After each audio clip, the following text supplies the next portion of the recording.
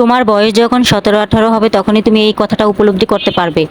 ভিক্ষা করে খাও, তাও তোমার আত্মীয় স্বজনের কাছে না যাও। 3 বেলার জায়গায় 2 বেলা খাও, তাও তোমার আত্মীয় স্বজনের কাছে না যাও। প্রয়োজনে পান্তা ভাত খেয়ে দিন কাটাও, তাও আত্মীয় স্বজনের কাছে না যাও। হ্যালো এভরিওয়ান, আসসালামু আলাইকুম। সবাইকে শুভ সকাল। সকাল সকাল চলে গেলাম মিষ্টির দোকানে। আলহামদুলিল্লাহ আমার ছেলে কোরআন শরীফ নিতে যাচ্ছে, তাই মিষ্টির দোকানে চলে গেলাম সৌহার্দ্য ইসলাম পিয়ালকে নিয়ে। মিষ্টির কিনা শেষ হয়েছে, ও একটা টেবিল ফ্যানের জন্য অনেক দিন ধরে বায়না করতেছিল। তো চলে গেলাম পাটোয়াটলি গিয়ে একটা টেবিল ফ্যান কিনে নিলাম। এটা এসি ডিসি দুইটাই আছে, সাথে লাইটও আছে। তো যাই হোক, ওর পছন্দ মতোই কিনলাম। যে কালারটা দেখতেছেন এই কালারটা নেই, একটু একটু সমস্যা ছিল, পরে সাদাটা দিয়ে দিয়েছে। তো এই তো বাসায় এসে ওর দাদা ভাই এটা ফিট করে দিয়েছে, চার্জে লাগিয়ে দিলাম। আপনাদের মাঝে শেয়ার করে দিলাম ভিডিওটা। তো দুপুরবেলা কি রান্না করবো, ঝটপট করে বেগুন ছিল, বেগুনটা ভাজি করে নিয়েছি, নিয়ে এটাকে ভর্তা বানিয়ে নিলাম ঝটপট করে।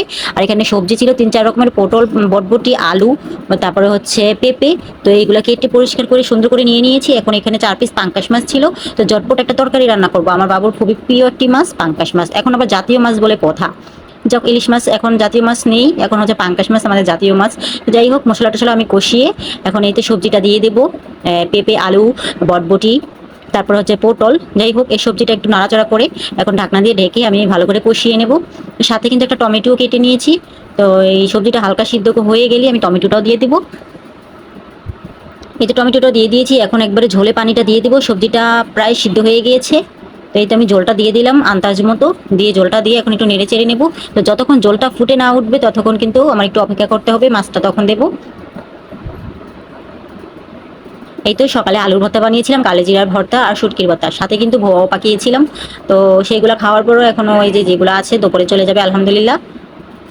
আর আমি ভাতটাও রান্না করে নিয়েছিলাম, ডালটাও রান্না করে নিয়েছিলাম। তো এখানে আমি মাছটা দিয়ে দিলাম, জলটাও ফুটে উঠেছে। তো আপনারা বাসায় কে কী রান্না করেন অবশ্যই শেয়ার করবেন। আর অবশ্যই যদি আমার ভিডিওটা আপনাদের কাছে ভালো লাগে অবশ্যই একটা লাইক, একটা কমেন্ট, একটা শেয়ার করে দিবেন।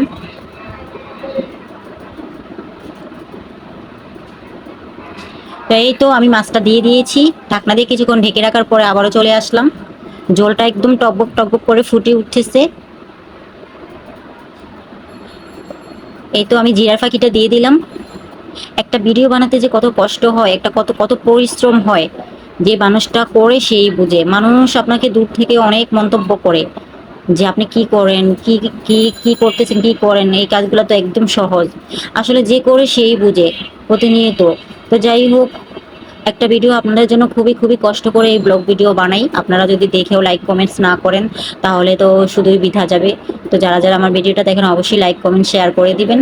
আপনাদের জন্য প্রতিদিন অনেক কষ্ট করে ভিডিও করতে হয়, সেটাকে আবার এডিটিংয়ের এডিটিং করতে হয়, অনেক কিছু করতে হয়। একটা একটা ভিডিও এমনি এমনি হয় না।